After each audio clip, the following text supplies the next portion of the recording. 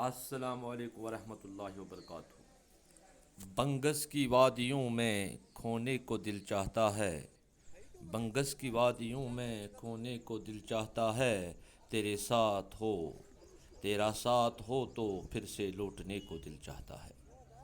آپ سب کا خادم محمد الطاف ایک بار پھر آپ کی خدمت میں حاضر۔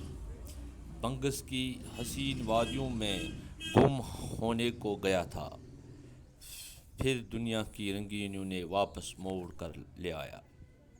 چند دوستوں کے ساتھ کل یعنی 14 جون 2022 کو اتفاقاً بنگس جانا ہوا۔ ابھی ہندواڑہ سے 30 کلومیٹر کی دوری پر ہی پہنچے تو بیچ روڈ میں بیکن اتھارٹی نے خاردار تاریں بچھا کر راستہ بند کر دیا تھا۔ میں ایک بات سمجھنے سے قاصر رہ گیا کہ اگر روڈ کو برابر بنگس کے ساتھ ملایا گیا ہے تو پھر ایسا کرنا کس حد تک درست ہے؟ کیوں عام لوگوں کو اور بنگس جانے والے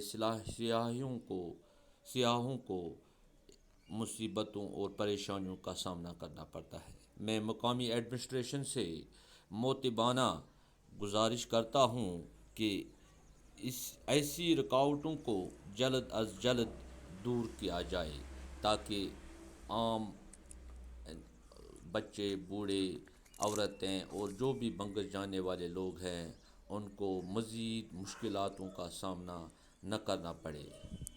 باقی آپ سے ملتے رہیں گے انشاءاللہ تعالی۔ اس وقت کے لیے اللہ نگہبان۔